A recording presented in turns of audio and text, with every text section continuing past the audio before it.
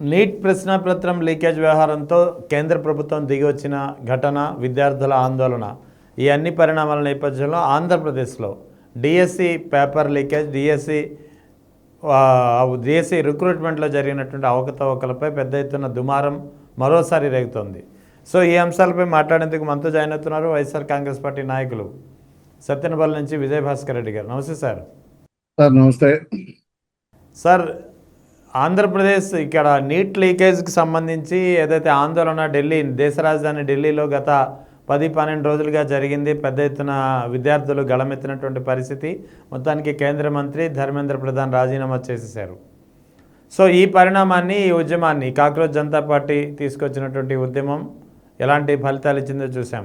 So దీన్ని మనం ఆంధ్రప్రదేశ్తో అన్వయిస్తే ముఖ్యంగా డిఎస్సికి సంబంధించినటువంటి విషయం ఉంది. లీకేజ్, ఇక్కడ కూడా లీకేజ్లో జరుగుతున్నటువంటి పరిస్థితి ఎలా చూడాలి?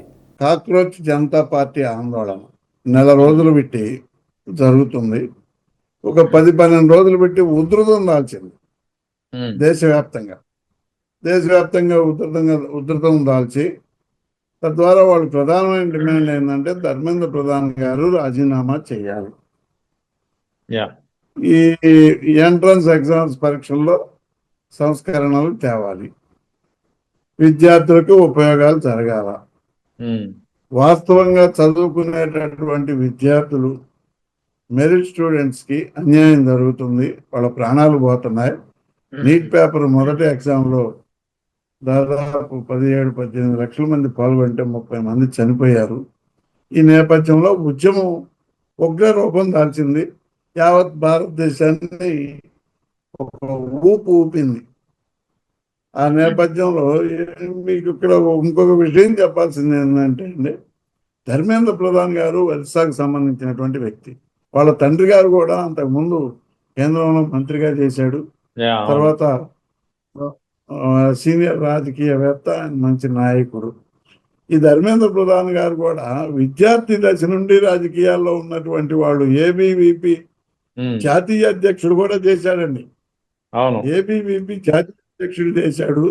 విద్యార్థి పరిషత్ నుంచి అప్పుడు లీకేజ్ అయినట్టు, ఆయన చేసే టైంలో లీకేజ్ అయినటువంటి ప్రాబ్లం మీద ఆయన పెద్ద ఉద్యమం చేశాడు. ఇది చాలా మందికి తెలియకపోవచ్చు. ధర్మేంద్ర ప్రధాన్ గారు పెద్ద ఉద్యమం చేశాడు. అప్పుడు బీజేపీలో ఉంటూ ఏబీవీపీ ప్రెసిడెంట్ గా ఉంటూ ఉద్యమం చేశాడు. ఆ ఉద్యమానికి కొంత సఫలీకృతులు అయ్యారు. అది విద్యార్థులకు ఉపయోగపడింది. అదే నేపథ్యంలో అదే వ్యక్తి ఇక్కడ కేంద్ర విద్యాశాఖ మంత్రిగా ఉండి నీట్ ఎగ్జామ్ ప్రాణాల మీదకి తీసుకొస్తే దాన్ని పట్టించుకోకుండా, ఆయనకు సంబంధం లేదనే విధంగా బీజేపీ ప్రభుత్వం కూడా ఆయన్ని అనుకరించి చర్య తీసుకోలేకపోయింది 30 రోజుల దాకా.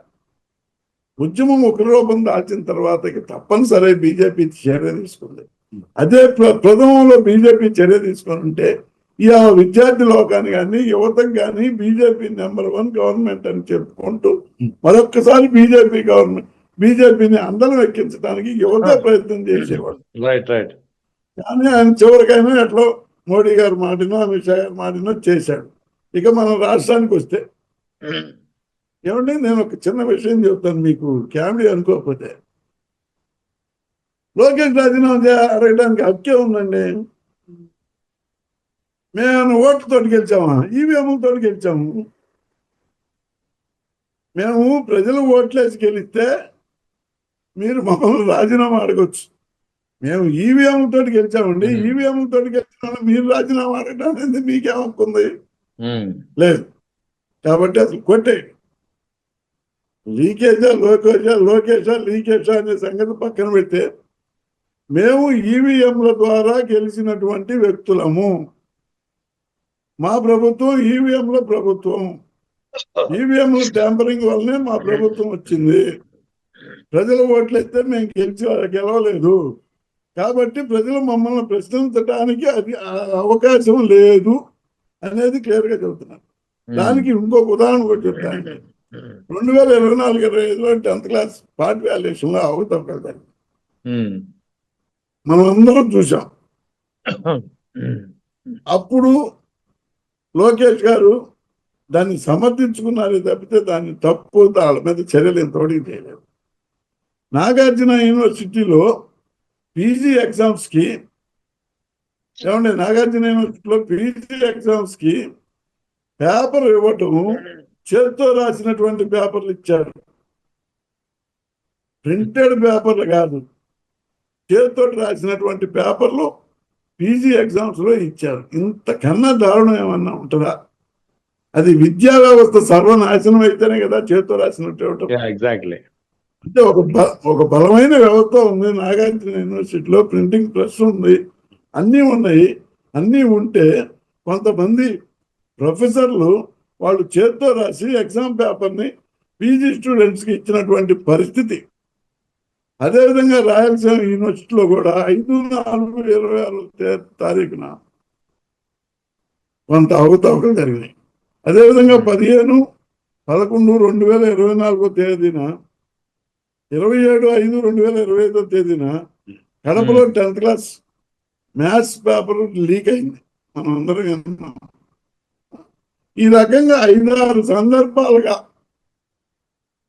సందర్భాలుగా లీక్ అయితే అడగనోళ్ళు ఇప్పుడు మమ్మల్ని ఎందుకు అడుగుతున్నారు? ఈ డిఎస్సి అక్రమాలు మీరు ఓట్లే లేదు, మా ఇష్టం వచ్చినట్టు చేసుకుంటాం, అవసరమైతే మేము ఉద్యోగాలు అమ్ముతాం, కొనుక్కుంటే మీరు కూడా కొనుక్కొని అదిగా ఉద్యోగం చేసుకోండి, మీ కుటుంబాలు బాగు చేసుకోండి అనే మాట తప్పితే లోకేష్ బాబు నిర్వహించేటటువంటి విద్యా వ్యవస్థలో అవకతవకలు మొదటి నుంచి జరుగుతున్నాయి. ఆయన పదవి తీసుకున్న రోజు నుంచి ఈ రోజు వరకు, డిఎస్సి ఎగ్జామ్ వరకు, ప్లస్ ఈ రోజు జరిగేటటువంటి ఏ ఎగ్జామ్లో అయినా ఖచ్చితంగా లీకేజ్ ఉంటుంది. ఖచ్చితంగా వాళ్ళ అనుకూలమైనటువంటి వ్యక్తులకు ఆ పేపర్లు అందుతాయి, వాళ్ళకి సంబంధించిన వ్యక్తులకి మార్కులు ఎక్కువ వస్తాయి, వాళ్ళకి సంబంధించిన వ్యక్తులకి ఉద్యోగాలు ఎక్కువ ఇచ్చుకుంటారు. ఆ విధంగా మేము మా ఇష్టం వచ్చినట్టు చేస్తాం, అడగడానికి మీకు అర్హత లేదు, మేము ఈవీఎం తోటి గెలిచాం కాబట్టి ప్రజలు అడిగే పరిస్థితి లేదు అనేది చూద్దాం. డిఎస్సిలో మనం క్లియర్గా చూసాం, ఎవరైతే పేపర్లు ప్రింట్అవుట్లు తీసుకొచ్చి బయటకి ఇచ్చారో ఆ వ్యక్తి, ఆ కిరణ్ అనే వ్యక్తే డిఎస్సిలో ఫస్ట్ వచ్చాడు. అవును. అదేవిధంగా స్పోర్ట్స్ కోటాలో ప్యాకాట ఆడుకునే వాడికి ఉద్యోగం. అదేమంటే బ్రిడ్జి అనే ఆట సెంట్రల్ గవర్నమెంట్ దీంట్లోనే ఉంది, జీవోలో ఉందంటాడు. బ్రిడ్జి అనే ఆట సెంట్రల్ గవర్నమెంట్ జీవోలో 57 ఐటంగా ఉంది, దాన్ని తర్వాత డిలీట్ చేశారనే విషయం కూడా తెలుసుకోకుండా పాత జీవో తీసుకొచ్చి ఆ బ్రిడ్జి అనే ఆట ఉంది, అది కూడా ఒక ఆటే అని కూడా చెప్పి ఏమాత్రం అనుభవం లేకుండా ఏమాత్రం పరీక్షలు రాయనటువంటి వ్యక్తులకు సర్టిఫికెట్లు ఇచ్చి, స్పోర్ట్స్ సర్టిఫికెట్లు ఇచ్చి, అప్పటికప్పుడు తయారు చేసుకున్న సర్టిఫికెట్లు ఇచ్చి ఉద్యోగాలు ఇచ్చినటువంటి ఘనత తెలుగుదేశం ప్రభుత్వాన్ని. మెరిట్లో వచ్చిన వాళ్ళందరినీ సాక్ష్యాధారాలతో మా జగన్మోహన్ రెడ్డి గారు క్లియర్గా చూపించాడు. వీళ్ళు మెరిట్లో వచ్చారు, వీళ్ళకి ఎన్నికలు వాళ్ళు ఏదో ఒక కారణం చేత పక్కకి నెట్టేసి వాళ్ళకి కావాల్సినటువంటి వ్యక్తులకు డబ్బులకు 15 నుంచి 20 లక్షల లోపు ఒక్కొక్క ఉద్యోగాన్ని అమ్ముకున్నటువంటి సందర్భం తెలుగుదేశం ప్రభుత్వాన్ని. దాన్ని మేము ప్రత్యక్షంగా కూడా రుజువు చేశాం. లోకేష్ గారి ఆఫీస్ నుంచి ఫోన్ వచ్చి, అయ్యా ఇంత జరుగుతుంది, బేరం ఎంత జరుగుతుంది, ఈ బేరం మీరు వచ్చి మాట్లాడుకోండి, మీరు వచ్చి మాట్లాడుకుంటే 10 రూపాయలు అటు ఇటు సర్దుబాటు చేసుకుందాం అనే వాయిస్ కాల్స్ కూడా బయట పెట్టినటువంటి వ్యక్తి మా జగన్మోహన్ రెడ్డి గారు. అదేవిధంగా స్పోర్ట్స్ కోటాలో సెంట్రల్ లెవెల్లో బంగారు పథకాలు, వెండి పథకాలు వచ్చినటువంటి వాళ్ళని పక్కన పడేసి ఊళ్ళో గోళీలు ఆడుకునేవాడికి, బెల్లంగోడ ఆడుకునేవాడికి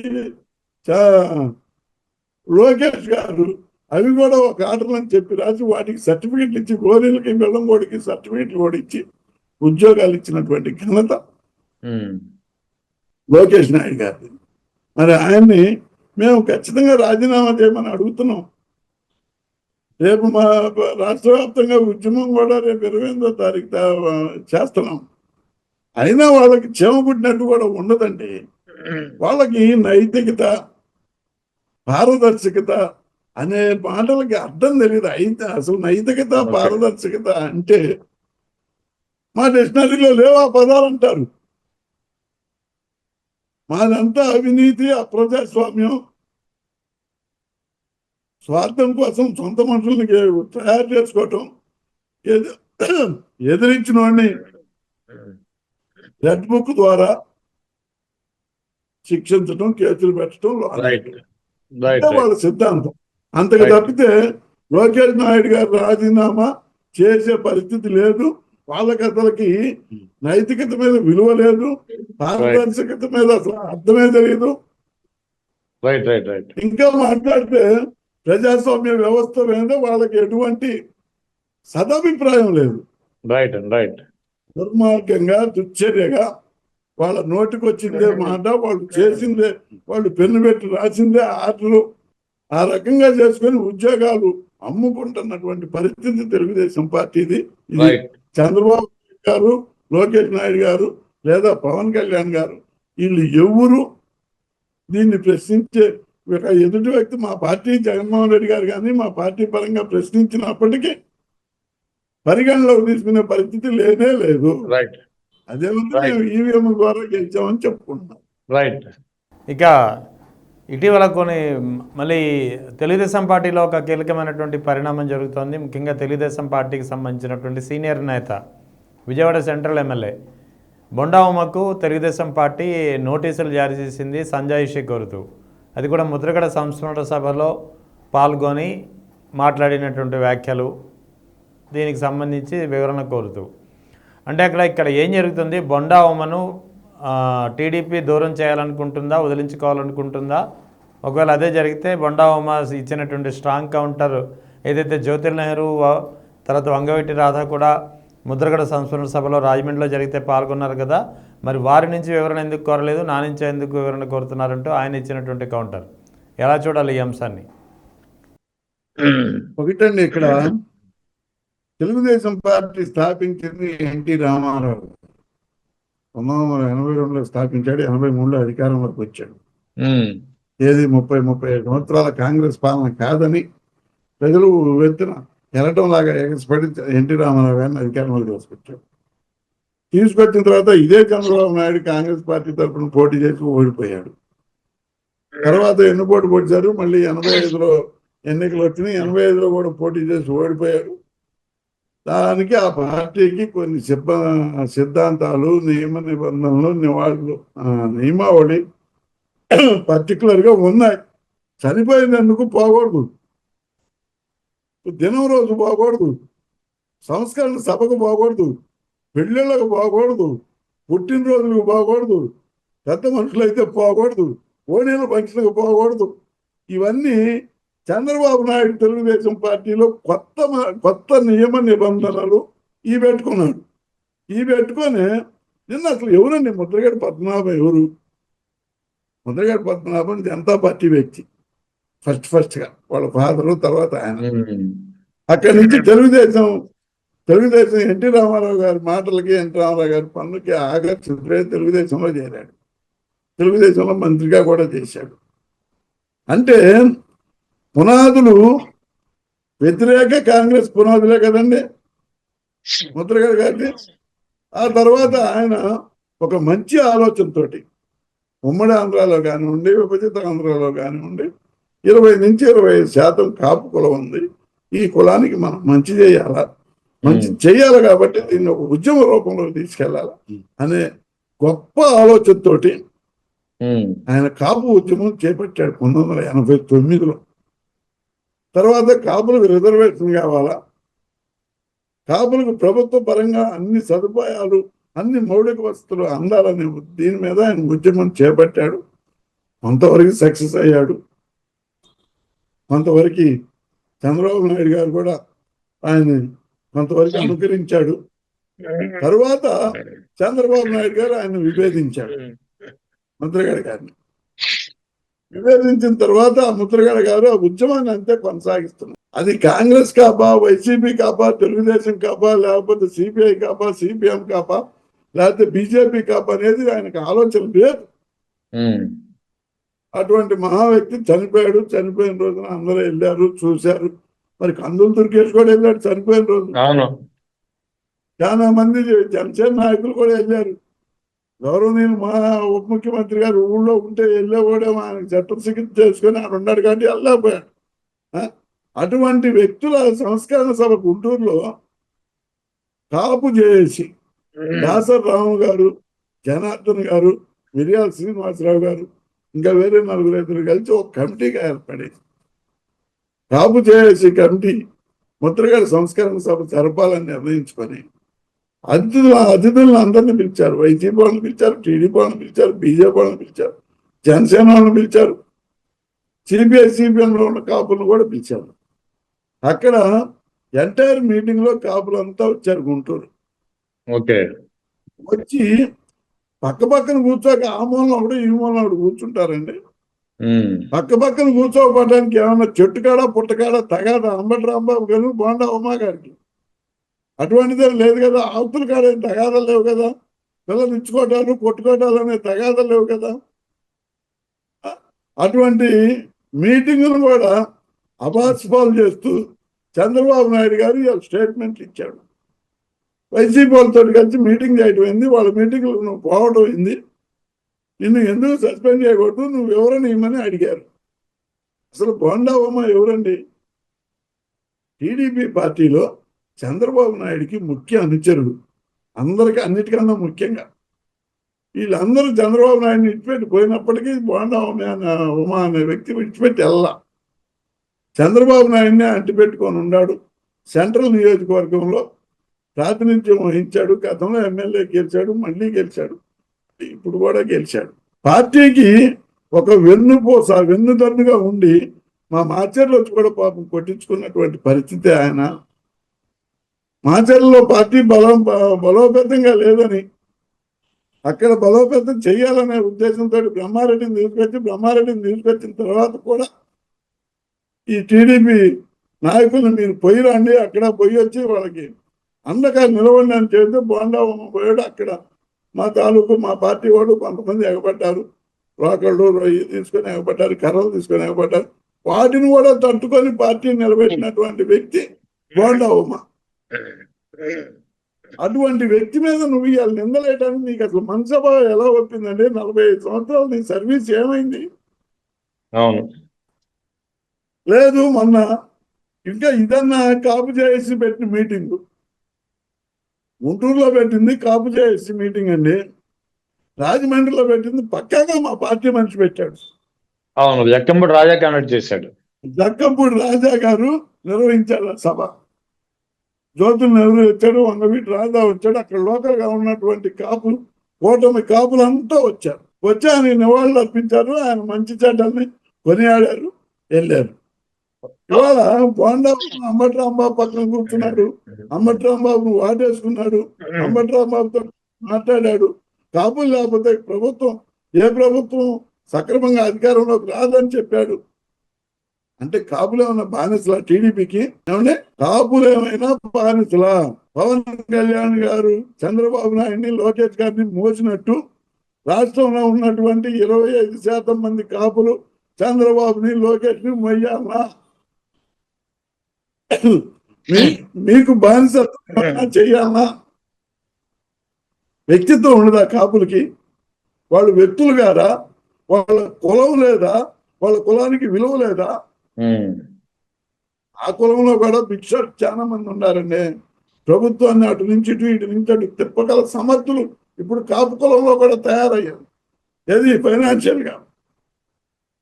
అటువంటి వాళ్ళని మీరు ఇవాళ బోండా ఉమాకి నువ్వు షోకాజ్ నోటీస్ ఇప్పించావంటే పార్టీ పరంగా ఏ ఉద్దేశంతో నువ్వు షోకాజ్ నోటీస్ ఇప్పించావు?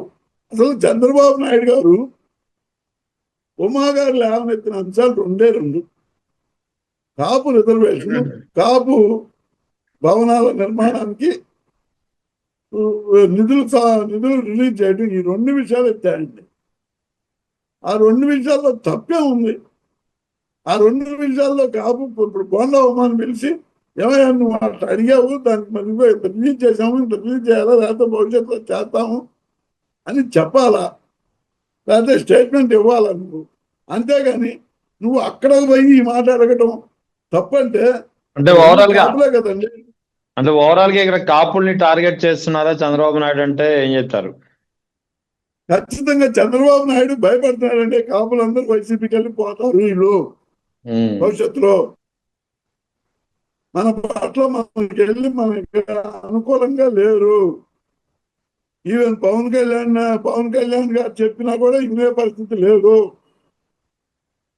కాపులకి రాజశేఖర రెడ్డి ఉన్నప్పటి నుంచి, తర్వాత జగన్మోహన్ రెడ్డి గారు అధికారంలో ఉన్నప్పటి నుంచి వాళ్ళకు ప్రాధాన్యత ఇచ్చాడు. రాజశేఖర రెడ్డి గారు 6 మంత్రులకు ఇచ్చాడు, జగన్మోహన్ రెడ్డి గారు కూడా 6 ఇచ్చాడు. వాళ్ళకి ఎప్పుడు మొదటి నుంచి ఆ 2 పార్టీలు విలువిచ్చినాయి, ఆ కుటుంబం విలువిచ్చింది. మొదటి నుంచి వంగవీటి రాధాతో కానివ్వండి, ముద్రగడ గారితో కానివ్వండి, బొత్స సత్యనారాయణ గారితో కానివ్వండి, చనువుగా ఉంటూ వాళ్ళకి కావాల్సిన కులానికి కావాల్సినటువంటి మౌలిక వసతులన్నీ సమకూర్చుకుంటున్నారు. వైసీపీ గవర్నమెంట్ లో కాపు మహిళలకు చేయూతనిచ్చారు, కాపు భవనాలకు నిధులు రిలీజ్ చేశారు, కాపు సంఘానికి దాదాపు 3,000 కోట్లు నిధులు సమకూర్చారు, కాపు కార్పొరేషన్కి.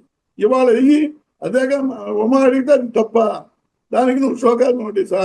నీ ప్రభుత్వం చెయ్యకపోగా, అంటే కాపులు వెళ్తారనే భయంతో ఆ ఫ్రస్ట్రేషన్ లో చంద్రబాబు నాయుడు గారు ఏది పడితే అది చేశారు, ఏది పడితే అది మాట్లాడారు.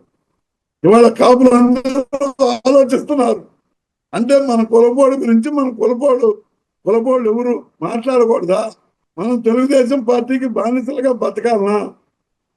25% ఉన్నటువంటి కాపులు తెలుగుదేశానికి బానిసలా? సంస్కరణ సభలకు పోకూడదా? పెళ్లిళ్ళకు పోకూడదా? జనాలకు పోకూడదా? చనిపోతే వెళ్ళకూడదా? టీడీపీ మేనిఫెస్టోలో ఏమన్నా రాశారా? లేకపోతే చంద్రబాబు టీడీపీ నియమావళిలో ఏమన్నా పెట్టి మనకు ముందే చెప్పారా అనేది ఇలా కాపు యావత్తు రాష్ట్రంలో ఉన్నటువంటి యావత్తు కాపు కుటుంబాల్లో నిన్న చంద్రబాబు నాయుడు గారు చేసిన పనికి ప్రతి ఒక్కళ్ళు ఆలోచనలో పడ్డారు. రైట్. ఎందుకు ఈ భయం? అంటే పవన్ కళ్యాణ్ కాపు కాదా? పవన్ కళ్యాణ్ పెద్దగా ఉన్నప్పుడు కాపులందరూ ఉండరా? ఇట్లా చిన్న చిన్న వాళ్ళని నీ పార్టీలో నీకు సీనియర్ నాయకుడు, నీకు అనుకూలుడు, నీకు పూర్తి స్థాయి అనుచరుడు బోండా ఉమా, నీకు ఉన్నటువంటి 10 మంది అనుచరులలో బోండా ఉమా ఒకటండి, అంతరంగిక అనుచరుల్లో. అటువంటి వ్యక్తిని నువ్వు అవమానిస్తే నిన్ను నువ్వు అవమానించుకున్నట్టు. ఇంత రాజకీయ అనుభవం ఉన్న నువ్వు వాళ్ళని కులాల పేరెత్తి మీరు పోవడానికి వీల్లేదు, మీకు మాకు బానిసలుగానే ఉండాల్సిందని మాట్లాడడం ఎంతవరకు సంబంధించి చంద్రబాబు నాయుడు గారు. ముద్రగడ పద్మనాభం కుమారుడు ముద్రగడ గిరి నిన్న చేసినటువంటి కొన్ని మీడియా సమావేశం ఏర్పాటు చేసి మరి కొన్ని వ్యాఖ్యలు చేశారు. ముద్రగడ కుమారుడు ముద్రగడ గిరి ముఖ్యంగా తన తండ్రి అనారోగ్యంతో ఉన్నప్పుడు సింధు ఆసుపత్రిలో ట్రీట్మెంట్ ఎలా అందింది, వైఎస్ జగన్ ఎంత ప్రత్యేకమైనటువంటి శ్రద్ధ తీసుకున్నారు, డాక్టర్లతో కానీ తనతో కానీ తన తండ్రి ఆరోగ్యంపై ఏ విధంగా రోజు మాట్లాడేవారు, అడిగి తెలుసుకునేవారు వివరాలు అని వ్యాఖ్యానాలు చేశారు. కీలకమైనటువంటి విషయాలు, బయట చాలామందికి తెలియని విషయాలను కూడా ఆయన షేర్ చేసినటువంటి పరిస్థితి. దాంతోపాటు కుటుంబానికి పెద్ద దిక్కుగా ఉండి పాడె మోసి అంత్యక్రియలు చివరి వరకు పాల్గొన్న విధానాన్ని నేను ఎప్పటికీ జీవితాంతం రుణపడిపోయి ఉంటాను వైఎస్ జగన్కి అంటూ ముద్రగడగిరి చేసినటువంటి వ్యాఖ్యలు ఒక చాలా భావోద్వేగాన్ని రగిలిస్తున్నాయి. అంతేకాకుండా ఆఖరికి అంత్యక్రియలు కూడా మేము అనుకున్న విధానంలో మాకు సంతృప్తినిచ్చే విధానంలో చేసుకోనివ్వలేదు ఈ ప్రభుత్వం అంటూ ఆయన చేసినటువంటి వ్యాఖ్యలు ఎలా చూడాలి? కరెక్టే అండి. ముద్రగడ గిరి గారు చెప్పింది 100% వాస్తవం. ఏ రోజైతే ముద్రగడ పద్మనాభం గారు హాస్పిటల్లో అడ్మిట్ అయ్యారు, హాస్పిటల్లో అడ్మిట్ అయిన రోజే జగన్మోహన్ రెడ్డి గారు ఫోన్ చేసి డాక్టర్లందరితో మాట్లాడి, ఇది నా స్వవిషయం, నా తండ్రి లాంటి వాడు ముద్రగడ పద్మనాభం గారు, నేను ఒకవేళ హాస్పిటల్కి వస్తే పరిస్థితులు జనంతో అనుకూలించకపోవచ్చు, కాబట్టి నేను సజ్జల రామకృష్ణారెడ్డి గారిని పంపిస్తున్నాను, సజ్జల రామకృష్ణారెడ్డి గారు మీకు ఏ వసతులు కావాలన్నా చూస్తారు అని చెప్పి ప్రతిరోజు పూటకండి, మీరు ఒకటి ఫోన్ కాల్ చెక్ చేసుకోండి, పూటకి ఆసుపత్రి వర్గాలతో మాట్లాడుతూ సరైన వైద్యం అందించాలి, దానికి ఖర్చుల గురించి పక్కన పెడితే ఖర్చులు ఎంతైనా భరిస్తానని చెప్పి తద్వారా ఇక్కడ మా ప్రతినిధులు సజ్జల రామకృష్ణారెడ్డి గారిని వాళ్ళని కూడా పంపించాడు. సరే, హాస్పిటల్లో కొంతకాలం 4-5 రోజుల తర్వాత ఆరోగ్యం బాగుపడింది అన్న విషయం తర్వాత కూడా జగన్మోహన్ రెడ్డి గారు స్టేట్మెంట్ ఇచ్చారు, ముద్రగడ ఆరోగ్యం కుదుటగా ఉంది, ఖచ్చితంగా ఆయన కోలుకుంటాడు, మళ్ళీ ఈ కాపు నేతలు కాపు ఉద్యమానికి ఆయన ఉపయోగపడతాడనే ఉద్దేశంతో జగన్మోహన్ రెడ్డి గారు కూడా మాట్లాడిన సందర్భం. సరే, అనివార్య కారణాల వల్ల, అనారోగ్య కారణాల వల్ల ఆయన చనిపోయారు. చనిపోయినప్పుడు కూడా ఆయన వాళ్ళ ఇంటికి వెళ్ళి ఆ తండ్రితో సమానం అని దగ్గరుండి ఆయన పాడమోసినటువంటి వ్యక్తి జగన్మోహన్ రెడ్డి. ఏనాడైతే ముద్రగడ పద్మనాభం గారు పవన్ కళ్యాణ్కి ఛాలెంజ్ విసిరి ఇక్కడ నువ్వు గెలిస్తే నేను పద్మనాభ రెడ్డిగా మార్చుకుంటానని అన్నాడో, అటువంటి విశ్వసనీయత కలిగినటువంటి వ్యక్తి పద్మనాభం గారి కోసం మా నాయకుడు జగన్మోహన్ రెడ్డి గారు ఆ స్థాయికి వెళ్ళాడంటే తప్పేమీ లేదు. ఆ కుటుంబాన్ని ఓదార్చాడు. ఆ కుటుంబానికి పెద్ద కొడుకుగా ఉన్నాడు. ఆ కుటుంబాన్ని ఏ స్థాయిలో అయినా జగన్మోహన్ రెడ్డి ఆదుకోవడానికి ఇప్పటికీ సిద్ధంగానే ఉంటాడు. అదే నేపథ్యంలో గవర్నమెంట్ అంత్యక్రియలకి గవర్నమెంట్ లాంఛనాలతో చేయమని చెప్పారు. అసలు గవర్నమెంట్ లాంఛనాలు వద్దని ముద్రగడ గారు ముందే చెప్పాడు. ఆయన అవును, నన్ను వేధించినటువంటి గవర్నమెంట్ నాకు ఆ లాంఛనాలు వద్దు అని చెప్పాడు. ఇవాళ గవర్నమెంట్ లాంఛనాలతో నువ్వు అసలు ఎందుకు ఆర్డర్ ఇచ్చినట్టు ముఖ్యమంత్రి గారు మాజీ మంత్రులు ఇచ్చారని చెప్పుకోవచ్చు. ఇవాళ బోండా ఉమా చేసి తప్పేంది? నువ్వు అయితేనేమో గవర్నమెంట్ లాంఛనాలతో ఖండన చేయండి అని నువ్వు ఆర్డర్ ఇవ్వచ్చు. ఇవాళ బోండా ఉమా ముద్రగడ మంచోడని చెప్పటం తప్పైందా? ఆ లాంఛనాలకు కూడా పోలీసుగా ఉత్తరాటం పెట్టుకొని గందరగోళం ఆయన ప్రాంగణంలోనే ఆయన కూర్చోబెట్టమని చెప్పాడు. దాన్ని కూడా అడ్డుకొని గందరగోళం చేశారు. కూతురుని తెచ్చి ఒక పెద్ద రాజకీయం చేశారు. హాస్పిటల్లో 5 రోజులు హాస్పిటల్లో ఉంటే హైదరాబాద్లో ఉండే కూతురు చనిపోయిన తర్వాత ఒక 50 మంది పోలీసులు వేసుకొని వచ్చి నా తండ్రిని కరసార్చుని చూడాలంటే ఒప్పుకుంటారండి ఎవరైనా? అన్నం తినేవాడు ఎవరు ఒప్పుకోడు. డైలీ పలావ్ తినేవాడు తప్పితే ఒప్పుకుంటాడు ఎవరైనా. దాదాపు 34 రోజులు 35 రోజులు హాస్పిటల్లో ఉన్నాడు. హాస్పిటల్కి వాళ్ళ ఇల్లు 5 కిలోమీటర్లు 6 కిలోమీటర్లు దూరం ఉంటుంది. ఏ రోజు వచ్చి తండ్రిని ఎప్పుడన్నా పలకరించావా? కనీసం చూడటానికి వచ్చావా? రాలేదు కదా. ఆ పరిస్థితుల్లోనే కదా ముద్రగడ గారు చివరి నిమిషాల్లో 2 రోజుల్లో చనిపోతాడు అనుకుంటా, నా కూతురు వచ్చిన రాని బాకండి నా దగ్గరికి అని చెప్పింది. ఆయన వేరే ఉద్దేశంతో అనలేదుగా. ఆఖరి నిమిషం ఒకటిగా ఆయన ఆమెకి టైం ఇచ్చాడు. కాకపోతే దాన్ని తెలుగుదేశం ప్రభుత్వం రాజకీయం చేసింది. దాన్నే శవాల మీద పేలాలు ఏర్పడడం అని అంటారు. ఆ అధికారుల అంచనాలతో పారేమని పోలీసు మొత్తాన్ని దించి అక్కడ జనాన్ని ఎవరిని లేకుండా గందరగోళం చేశారు. జగన్మోహన్ రెడ్డి వచ్చాడు కాబట్టి లక్షలాది మంది జనం వస్తారు, వాళ్ళందరినీ విచ్ఛిన్నం చేయండి. అక్కడ అవసరమైతే ఎంత దుర్మార్గాన్ని క్రియేట్ చేసి ఆ జనాన్ని విచ్ఛిన్నం చేయండి అని చెప్పారు. అసలు ప్రభుత్వం ఆలోచించేదే ఒక దుర్మార్గమైనటువంటి వ్యవస్థను తయారు చేస్తుందండి ఇవాళ ఆంధ్ర రాష్ట్రం. ఏ చిన్న వ్యక్తి మాట్లాడినా, ఏ పెద్ద వ్యక్తి మాట్లాడినా ఆ మాటల్లో ఏదో ఒక అక్షరం యాడ్ చేసి ఈ ఏఐ టెక్నాలజీతో దాన్ని చేసి ఏదో చేయాలి. ఏం చేస్తారు? చేస్తే జైల్లో వేస్తారు. 10 రోజులు ఉంటారు, 15 రోజులు ఉంటారు, లేకపోతే నెల ఉంటారు, బయటకు వస్తారు. ఏం చేయగలుగుతారు చెప్పండి? ఒక వ్యక్తిని అన్యాయంగా జైల్లో వేస్తే 10 మంది వ్యక్తులు అతను తోడవుతారు. మీరు జనాన్ని పెంచడమే. తెలుగుదేశం పార్టీ జగన్మోహన్ రెడ్డికి జనాన్ని పెంచడమే దాన్ని. మీకు అది ఆలోచించట్లా. కాబట్టి ముద్రగడ గిరి గారు చేసినటువంటి వ్యాఖ్యల్లో ఎటువంటి తప్పు లేదు, ఎటువంటి అతిశయోక్తి అంతకన్నా లేదు. ఉన్నదే జరిగిందే చెప్పాడు.